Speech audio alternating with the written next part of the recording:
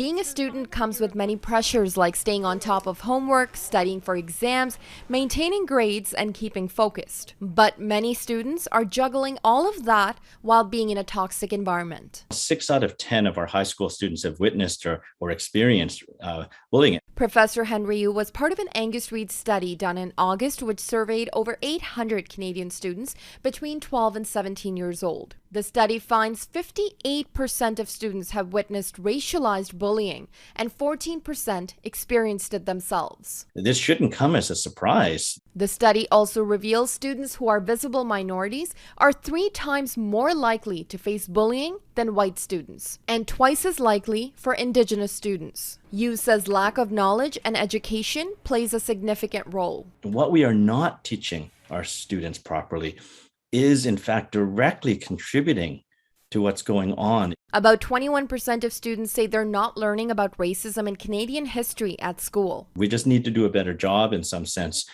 teaching about these other forms of racism in our past and in our present. They didn't go away. Deandra Exner-Cortons, co-director of National Bullying Prevention Hub PrevNet, says awareness is part of the solution. A lot of bullying research hasn't focused on the racialized element of bullying. She says racialized bullying has to do with power imbalances. Bullying is also rooted in power, and that includes social power imbalances. So that is unfortunately why we see that racialized youth are often at higher risk for being bullied. 23% of students feel their teachers either ignore racist behavior or are unaware of it. What are we doing as adults within our schools and communities to make them places where we can talk about these issues? Policy, the kind of curriculum that we're teaching, how we're talking about these issues to kids. She says kids learn to identify differences from a very young age, an area where parents can help. If kids are bullying someone because of their racial group, they are learning from somewhere that that's an okay thing to do. As white people, we think, oh, I don't want to talk to my child about that, but